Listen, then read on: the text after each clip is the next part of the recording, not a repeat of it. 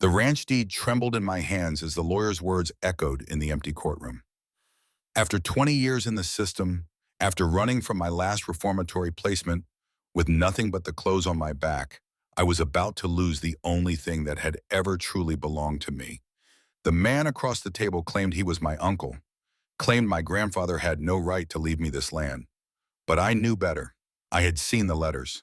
3 months earlier, I was sleeping in a bus station in Denver when everything changed. 20 years old, aging out of a system that had never wanted me, I had been drifting from job to job, couch to couch, trying to figure out what comes after a childhood spent in institutions. The reformatory had been my last stop, a place for kids who had run out of other options. I left the day I turned 18, walking out those gates with a garbage bag of belongings and no forwarding address. The call came on a Tuesday morning. I was washing dishes at a diner, earning just enough to keep a roof over my head in a weekly motel room. My manager, Sandra Wood, handed me the phone with a puzzled expression. She had become something like a friend over the past few months. One of the few people who did not look at me like I was damaged goods. The voice on the other end was professional, careful. A lawyer named Alexander Reed from a small town in Montana called Millfield. He said he had been looking for me for months, that my grandfather had passed away and left me something in his will. I almost hung up. Scams targeting kids from the system were common, people trying to take advantage of our desperation for family. But he knew things, my full name, my birth date, the name of the children's home where I had spent my early years. He knew about my mother, how she had died when I was 3, how I had been surrendered to the state because there was no one else. What he told me next changed everything.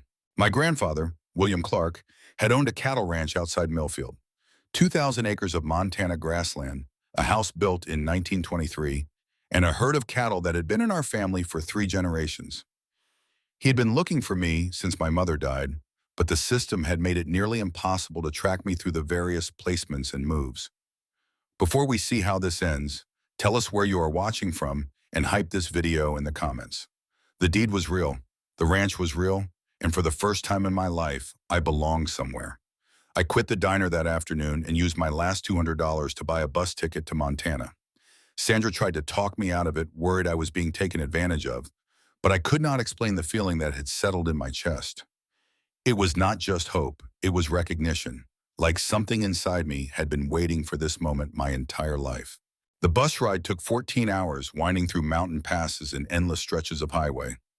I pressed my face to the window as we entered Montana, watching the landscape change from urban sprawl to rolling hills to vast open spaces that seemed to stretch beyond the horizon. The sky was bigger here, wider than anything I had ever seen. Millfield was the kind of town that existed in old movies, a main street lined with brick buildings that had probably looked the same for 50 years. The bus dropped me off at a gas station on the edge of town, and I walked the 6 blocks to the lawyer's office with my single duffel bag slung over my shoulder. Alexander Reed was not what I expected. He was younger than his voice had suggested, maybe 40, with kind eyes behind wire-rimmed glasses. His office was small but neat, filled with law books and framed photos of what looked like family gatherings. He stood when I entered, extending his hand with a smile that seemed genuine. The paperwork took an hour. Birth certificates, identification, documents that proved I was who I claimed to be. Reed explained that my grandfather had updated his will every year for the past 17 years, always hoping I would be found. He had hired private investigators, contacted social services, done everything he could think of to locate his only living relative. The ranch was 40 minutes outside town, accessible by a dirt road that wound through hills covered in prairie grass. Reed drove me out there himself, his pickup truck bouncing over ruts and washouts. He talked as we drove, filling in pieces of family history I had never known. My mother had been William Clark's only child, born late in his life to a wife who died in childbirth. She had left home at 18 to go to college in Denver, where she met my father. I learned for the first time that my father had not simply abandoned us, as I had always assumed. He had died in a car accident when I was 2, leaving my mother alone with a toddler and no family support. She had been too proud to come home, Reed explained, too stubborn to admit she needed help. By the time my grandfather learned about my existence, she was already sick with the cancer that would kill her a year later. He had tried to gain custody after her death, But the state had ruled that a 70-year-old single man was not a suitable guardian for a 3-year-old child. The ranch appeared over a hill like something from a dream. The house was 2 stories, white clapboard with a wraparound porch and green shutters. It sat in a valley surrounded by rolling pasture land, with mountains visible in the distance. There were outbuildings scattered around the property, a red barn that looked like it had been recently painted, corrals and fencing that stretched as far as I could see. Reed parked in the gravel driveway and handed me the keys. 3 keys on a ring worn smooth by decades of use. House key, barn key, and the key to the old Ford pickup truck sitting under a carport beside the house. I walked up the porch steps slowly, aware that I was about to enter a space that belonged to me, that had always belonged to me. The front door opened into a living room with hardwood floors and furniture covered in white sheets. Everything was clean, preserved, waiting. Reed had arranged for a local woman named Joan Mitchell to maintain the house after my grandfather's death 6 months earlier. She had kept the utilities running, the lawn mowed, the inside dusted and aired out. It was move-in ready, he said, as if my grandfather had known I would eventually find my way home. The tour took an hour. 3 bedrooms upstairs, a kitchen with appliances from the 1970s that still worked perfectly, a study lined with books about cattle ranching and Montana history. In the master bedroom, I found a cedar chest filled with photo albums, letters, and documents that told the story of 3 generations of Clarks who had worked this land. The photos showed my grandfather as a young man, tall and lean, with my same dark hair and stubborn jaw. There were pictures of my grandmother, a pretty woman with a gentle smile who had died before I was born. And there were photos of my mother as a child, riding horses, helping with cattle, growing up surrounded by the wide-open spaces I was only now seeing for the first time. But it was the letters that broke something open inside me. Dozens of them, addressed to various social service agencies, private investigators, anyone who might help him find me. Letters written in careful handwriting that grew shakier with age, all expressing the same desperate hope that someday he would be able to bring his grandson home. The first week was overwhelming. Reed had arranged for Mark Ramos, a neighboring rancher, to help me understand what I had inherited. The cattle operation was not large by Montana standards, but it was profitable and well managed. My grandfather had leased most of the grazing land to Mark for the past few years, an arrangement that could continue if I wanted. Mark was a man in his 50s with calloused hands and a weathered face that spoke of decades working outdoors. He had known my grandfather for 20 years and had been helping to maintain the property since his death.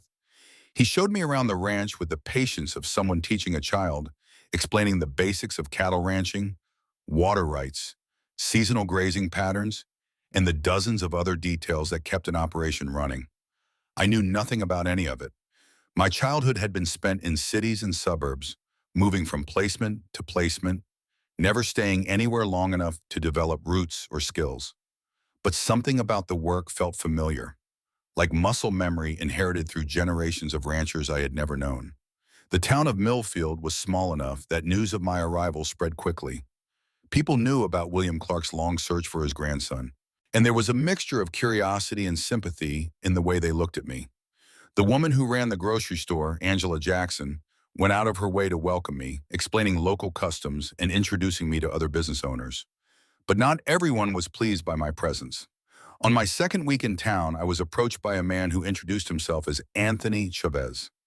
He was my age, maybe a year older, with the kind of confident swagger that came from growing up in a place where your family name meant something. He claimed to be my cousin, the son of my grandfather's brother, and he was not happy about the will. According to Anthony, the ranch should have gone to him. He had grown up in Millfield, had worked cattle since he was a child, knew the land and the business in ways I never would. I was an outsider, he said, someone who had never even met my grandfather, who had no real connection to the family or the community.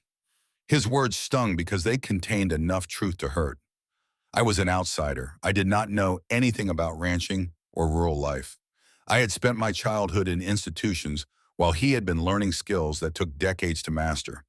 But the will was clear, and Reed assured me that it was legally binding.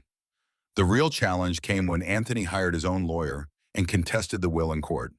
He claimed that my grandfather had been suffering from dementia in his final years, that he had been manipulated into leaving the ranch to a stranger instead of family who actually cared about preserving the Clark legacy. The legal battle consumed the next 2 months. I spent my days learning to run the ranch with Mark's help and my evenings in Reed's office, going through documents and preparing for depositions. The stress was enormous, made worse by the knowledge that if I lost, I would be back where I started, with nothing and nowhere to go. The case hinged on proving my grandfather's mental competency in his final years. Anthony's lawyer brought in witnesses who claimed William Clark had been confused, forgetful, easily influenced. But Reed countered with medical records, testimony from neighbors and friends, and most importantly, the letters my grandfather had written right up until his death, all of them coherent and consistent in their desire to find me and bring me home. The turning point came when Reed discovered that Anthony had been pressuring my grandfather to change his will for years, visiting him regularly and arguing that the ranch should go to someone who understood the business. There were witnesses to these conversations, people who had seen Anthony become increasingly angry as my grandfather refused to alter his plans. During the weeks of legal proceedings, something unexpected happened. I began to feel at home in Millfield in ways I had never experienced before. The work on the ranch was hard but satisfying, giving me a sense of purpose I had been missing my entire life. Mark was patient with my ignorance, teaching me to read the weather, to understand cattle behavior, to maintain equipment and manage pastures. The town gradually accepted me as well. People began to see that I was serious about staying, about learning the business and honoring my grandfather's legacy. Angela Jackson invited me to join the volunteer fire department, a gesture that felt like official acceptance into the community. Gloria Cox, who ran the local diner, started saving me a piece of pie when she knew I would be coming in after a long day of work. I also began to understand my grandfather through the people who had known him. He had been respected in the community, known for his fairness in business dealings and his willingness to help neighbors in difficult times. During drought years, he had allowed other ranchers to graze their cattle on his land for free. When the local school needed funding for a new playground, he had quietly donated the money without seeking recognition. These stories helped me see beyond the legal documents and property deeds to the man who had spent 20 years searching for me. He had not been trying to buy my affection or assuage his guilt. He had genuinely wanted to know his grandson, to share with me the life and legacy he had built on this land. The letters I found in his study became my most treasured possessions.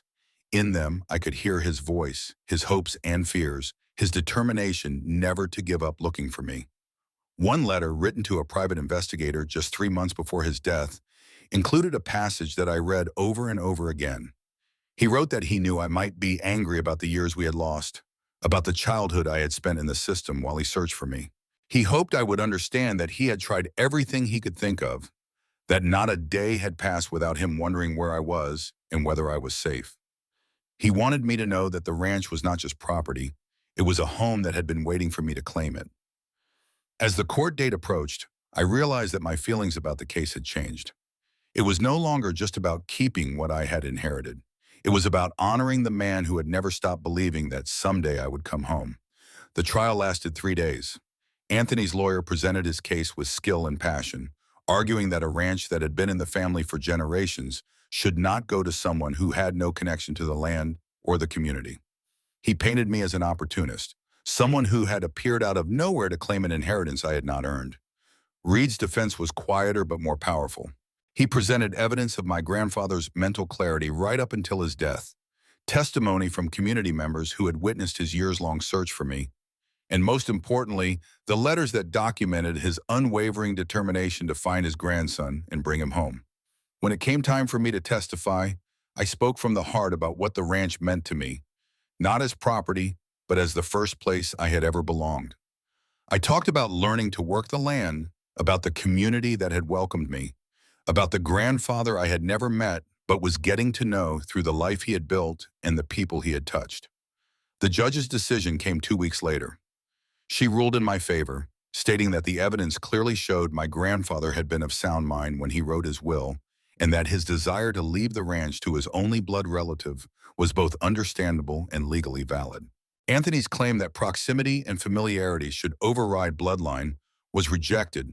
though the judge acknowledged his disappointment and suggested that he might find other opportunities to continue his involvement in ranching. The victory felt different than I had expected. There was relief, certainly, but also a sense of responsibility that was almost overwhelming. I now own 2,000 acres of some of the most beautiful land in Montana, along with a house that held 3 generations of family history and a business that supported not just me, but several other families in the community. Anthony took the loss harder than I had hoped. He left Millfield shortly after the trial, moving to Colorado where he had family. But before he left, he stopped by the ranch to talk. It was an awkward conversation, but necessary. He apologized for some of the things he had said during the legal battle, admitting that his anger had been more about his own disappointment than about my worthiness. I understood his feelings better than he probably realized. Growing up in the system teaches you that nothing is permanent, that anything good in your life can be taken away without warning. The difference was that I had learned to appreciate what I had while I had it, while he had grown up expecting that the ranch would always be there for him. We shook hands when he left, and I wished him well. There was no real animosity between us anymore, just the sadness of a situation where someone had to lose for someone else to win. With the legal battle behind me, I could focus entirely on learning to run the ranch. Mark continued to be my mentor and partner, gradually transitioning more of the daily operations to me as my skills and confidence grew. The work was harder than anything I had ever done, but it was also more rewarding. There is something profound about working land that has been in your family for generations, about continuing traditions and practices that connect you to people you never met, but whose blood runs in your veins.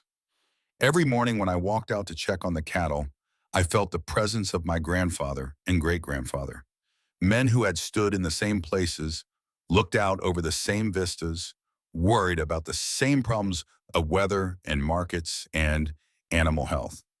The seasons taught me patience and planning in ways that institutional life never could. Spring meant calving season, long days and sleepless nights ensuring that new life came safely into the world. Summer meant moving cattle to different pastures, maintaining fences and equipment, preparing for the challenges of winter. Fall brought the work of weaning calves and preparing for market, decisions that would determine the financial success of the entire year. Winter was the hardest season, but also the most peaceful.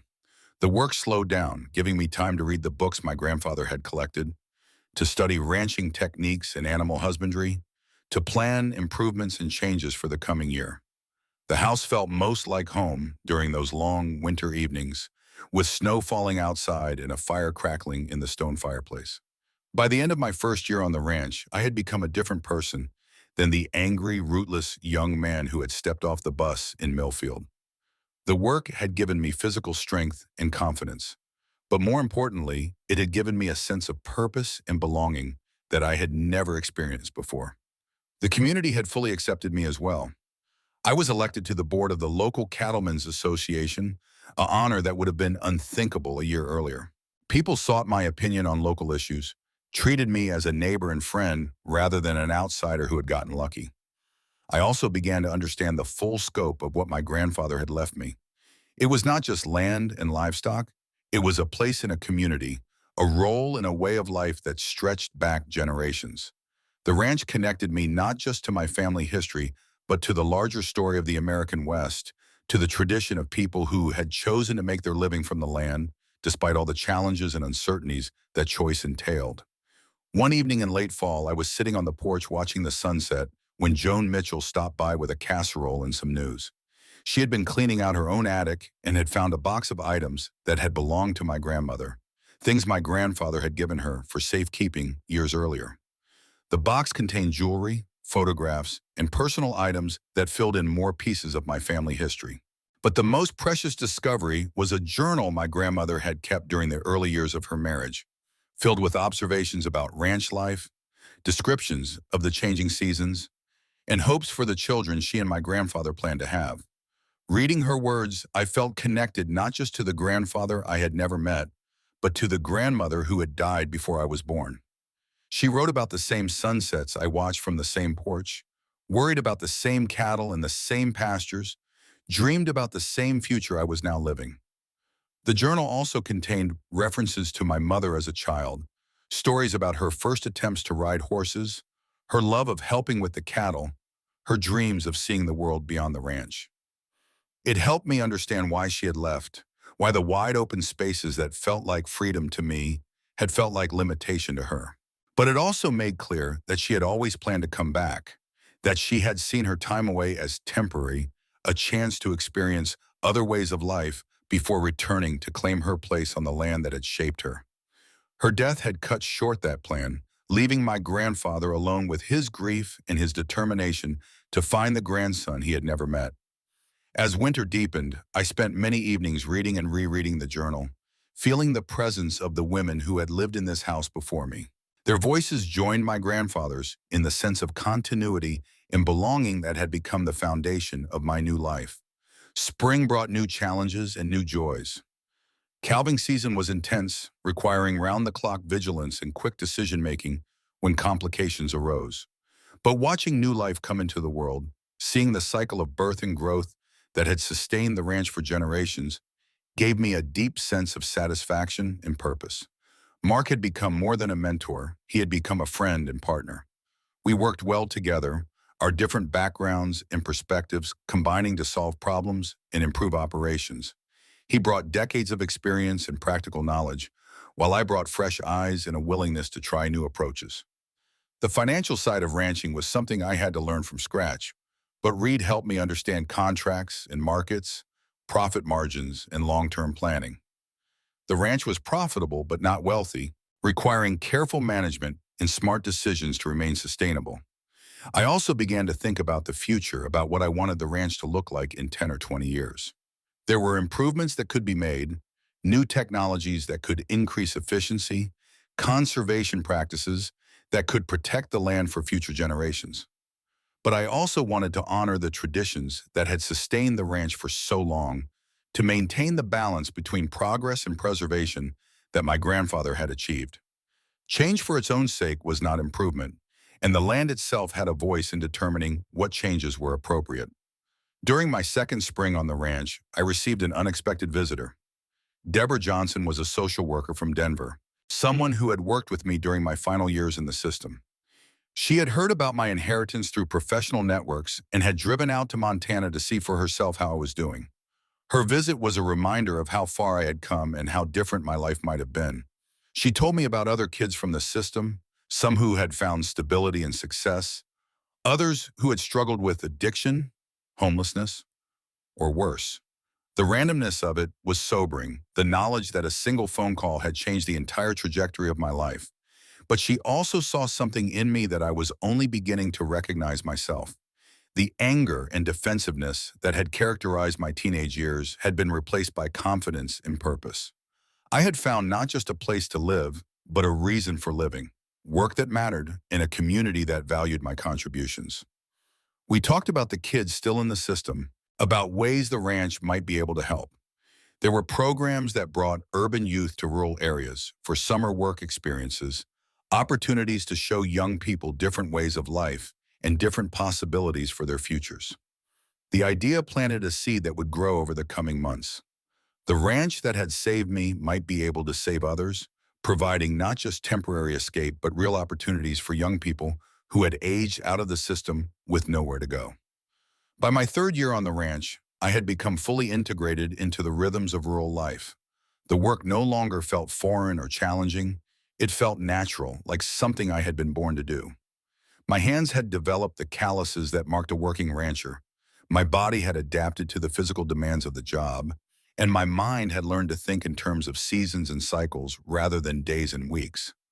The legal victory over Anthony had established my right to the ranch, but it was the daily work of the past 3 years that had established my legitimacy as a rancher. People no longer saw me as the outsider who had gotten lucky. They saw me as William Clark's grandson, someone who had earned his place through dedication and hard work. The relationship with Mark had evolved as well. What had begun as mentorship had become true partnership, with both of us contributing equally to the success of the operation. We had formalized the arrangement, making him a part owner in exchange for his continued involvement and expertise. The idea of using the ranch to help other kids from the system had grown into a concrete plan. Working with Deborah and other social workers, I had developed a summer program that brought young people aging out of foster care to work on the ranch for 3 months. They learned practical skills, earned money, and experienced a different way of life. The first group of participants arrived in June of my third year. 5 young people, aged 18 to 21, all of them carrying the same mixture of hope and wariness that I remembered from my own experience. They lived in a renovated bunkhouse, worked alongside Mark and me, and gradually discovered capabilities they had not known they possessed. Not all of them took to ranch life, but several did.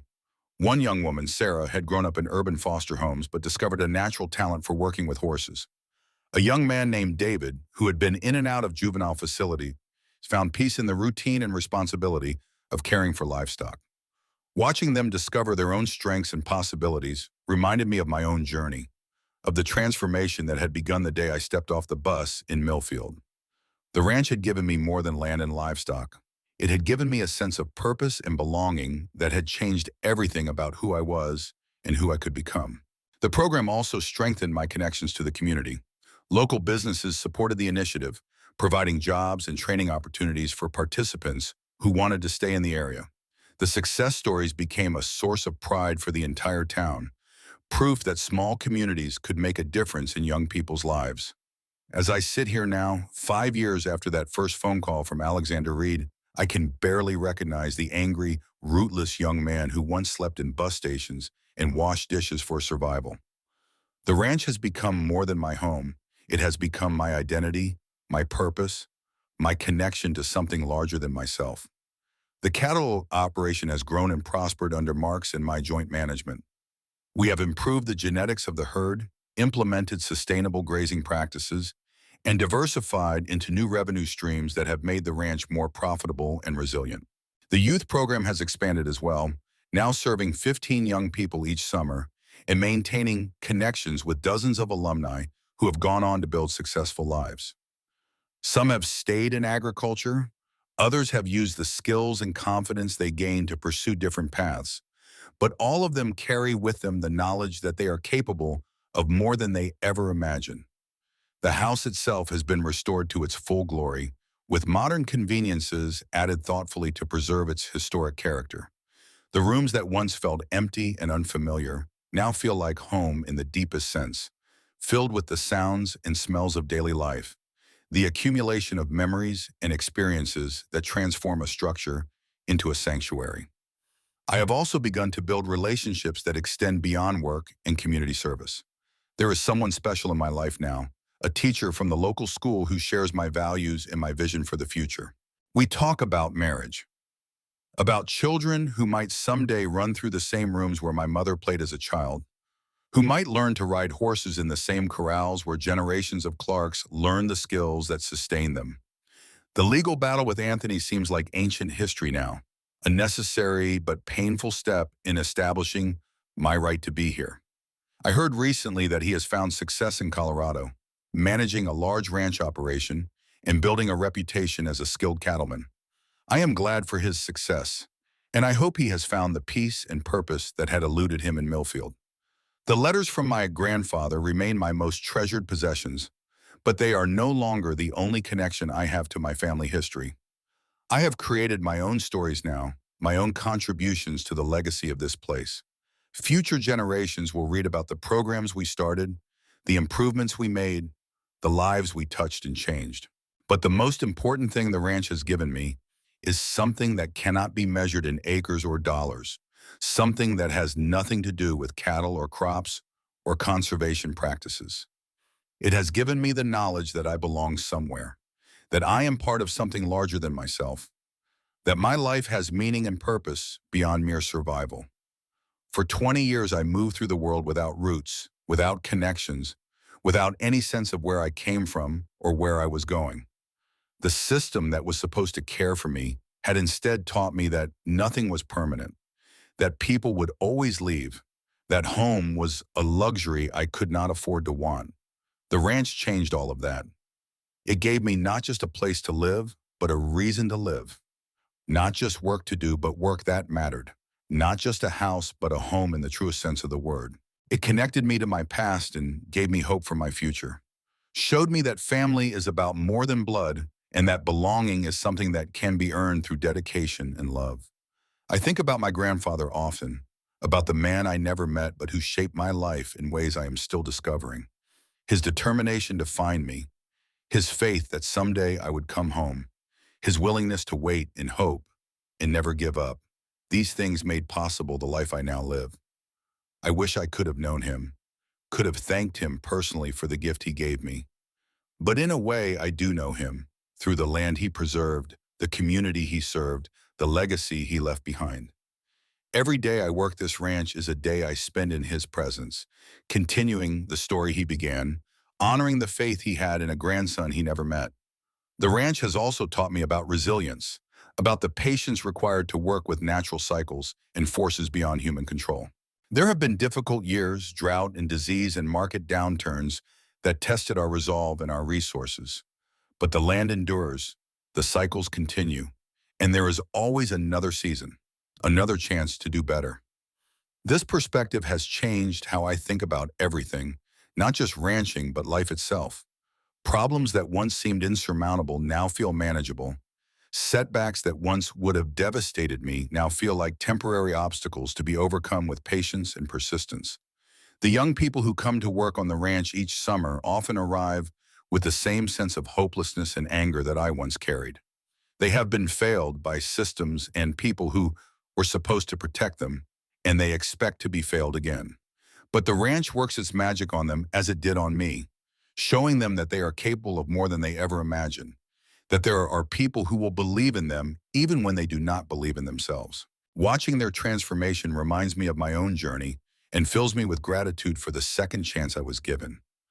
Not everyone gets the opportunity to start over, to discover who they really are beneath the damage and disappointment of a difficult past. As I look toward the future, I see endless possibilities. The ranch will continue to grow and evolve, adapting to new challenges and opportunities while maintaining the values and traditions that have sustained it for generations. The youth program will expand, reaching more young people and giving them the same chance I was given to discover their potential. And someday, God willing, there will be children of my own running through these fields, learning to ride horses and care for cattle, growing up with the security and belonging that I never had, but that I can now provide. They will know where they come from and where they belong, will carry forward the legacy that my grandfather preserved and that I have tried to honor. If you are watching this and you have ever felt lost or alone, if you have ever wondered whether you belong anywhere or whether your life has meaning, I want you to know that there is hope. Sometimes the answer comes in ways we never expect, from directions we never imagine. Sometimes the family we need is not the one we were born into, but the one we create through choice and commitment and love. Tell me in the comments where you are watching from and what this story means to you. Have you ever found belonging in an unexpected place? Have you ever discovered that you were stronger and more capable than you realized? Share your stories, hype this video, and let others know that transformation is possible, that home is not just a place but a feeling, and that sometimes the best chapters of our lives begin when we think the story is over. The ranch deed that once trembled in my hands now hangs framed in my office, a reminder of how far I have come and how much I have to be grateful for. It represents more than ownership of land. It represents the moment when I stopped running and started building, when I stopped surviving and started living. This is my home now, in every sense of the word, and for the first time in my life, I know exactly where I belong.